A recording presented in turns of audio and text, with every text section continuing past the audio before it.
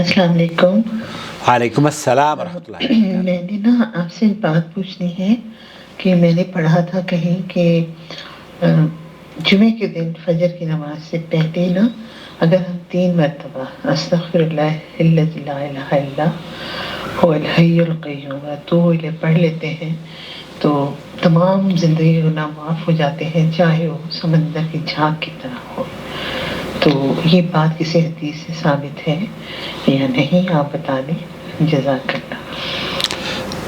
نحمدہ ونصلی علی رسولہ الکریم، اما بعد۔ آپ دیکھ رہے ہیں نون ٹی وی جدہ اور میں ہوں آپ کا دوست، آپ کا ہوسٹ محمد عاقل۔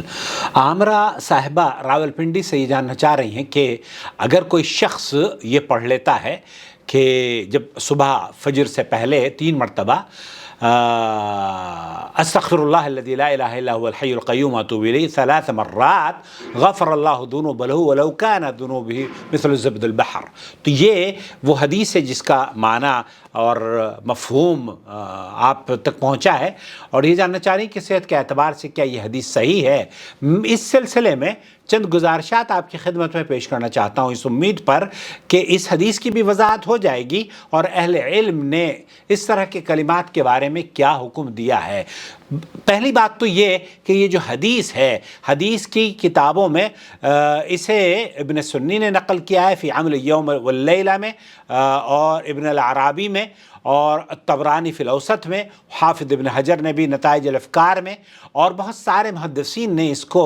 نقل کیا ہے۔ لیکن محدثین نے اس کے اوپر جو حکم لگایا ہے وہ یہ ہے کہ ضعیف جداً، یہ حدیث ضعیف جداً ہے، اور بہت سے علماء نے اس کو ضعیف قرار دیا ہے۔ تو ضعیف جداً یہ حدیث ہے۔ البتہ اس سلسلے میں جو دوسری صحیح روایت ہے وہ یہ رسول اکرم صلی اللہ علیہ وسلم کے آزاد کردہ غلام زید رضی اللہ تعالیٰ عنہ روایت کرتے ہوئے بیان کرتے ہیں کہ رسول اکرم صلی اللہ علیہ وسلم نے ارشاد فرمایا، جو شخص یہ دعا پڑھے استغفر اللہ الذی لا الہ الا هو الحی القیوم واتوب الیہ، میں اللہ تعالیٰ سے بخشش طلب کرتا ہوں جس کے سوا کوئی معبود برحق نہیں، وہ زندہ ہے، قائم رکھنے والا ہے، اور میں اسی سے توبہ کرتا ہوں، اس کی مغفرت کر دی جاتی ہے اگرچہ وہ میدان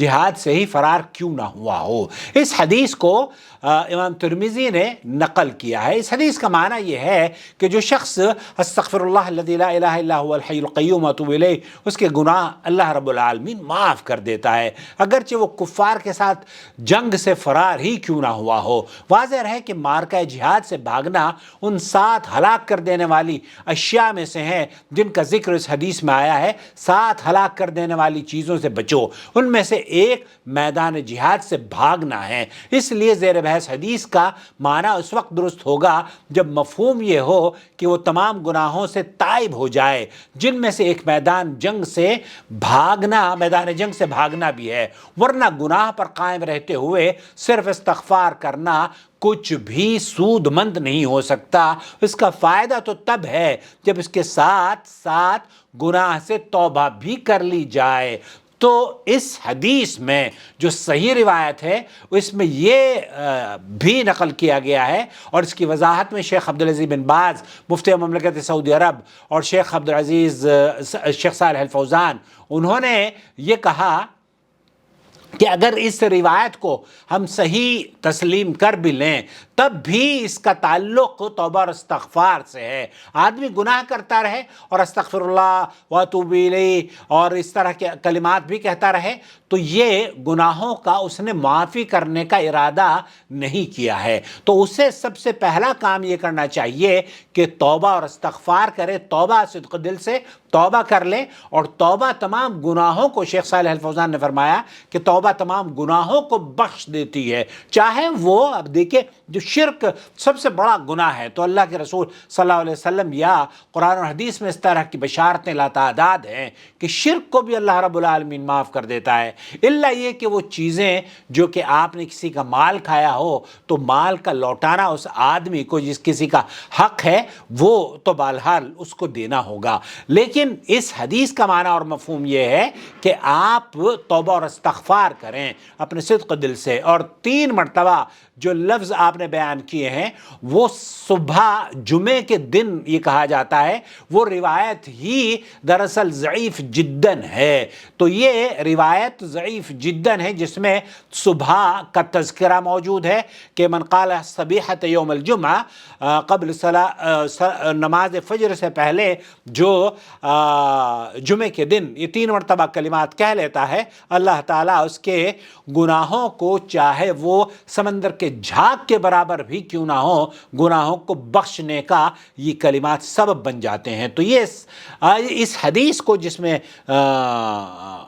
فجر کا ذکر ہے، اس حدیث میں جس میں جمعے کا ذکر ہے، اس کے لیے یہ ضعیف روایت ہے، اور جو مطلق ایک روایت ہے اس میں اس بات کا تذکرہ ہے کہ آپ صدق دل سے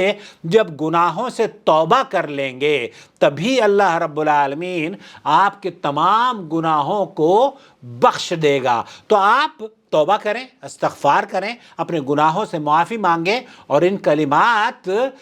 یا اس طرح کے بہت سارے واقعات ہیں۔ اللہ کے رسول صلی اللہ علیہ وسلم نے فرمایا ہے کہ اگر آپ ولضالین آمین صرف آپ امام کے ساتھ آمین کہہ لیتے ہیں نا تو غفر لہ ما تقدم من ذنب، تو آپ کے تمام گناہ بخش دیے جاتے ہیں۔ اور اسی طرح سے اگر آپ کھانا کھانے کے بعد صرف یہ کلمات کہہ دیں، الحمدللہ الذی اطعمنی ھذا ورزقنیہ من غیر حول منی ولا قوہ، اللہ کا شکر ادا کر لے، کھانا بھی کھلا دیا، پانی بھی پلا دیا، اور آپ کو اللہ تعالیٰ نے طاقت بھی دے دی اور سب کچھ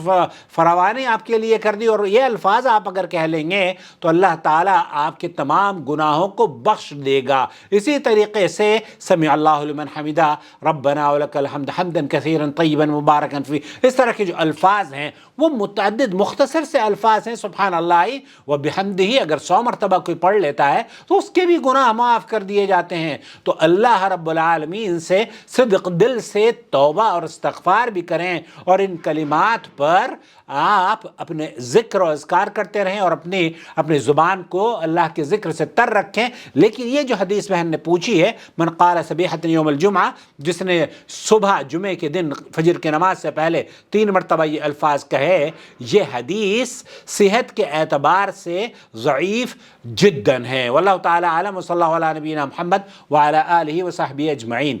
ہماری ویڈیوز دیکھنے کے بعد پلیز دوسروں کے ساتھ شیئر کریں تاکہ اس کار خیر میں آپ بھی برابر کے اجر حاصل کر سکیں۔ شکریہ آپ کا۔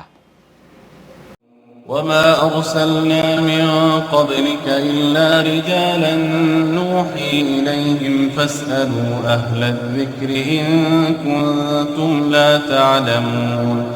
بالبينات والزبر وأنزلنا إليك الذكر لتبين للناس ما نزل إليهم ولعلهم يتفكرون أفأمن الذين مكروا السيئات أن يخسف الله بهم الأرض أو يأتيهم العذاب من حيث لا يشعرون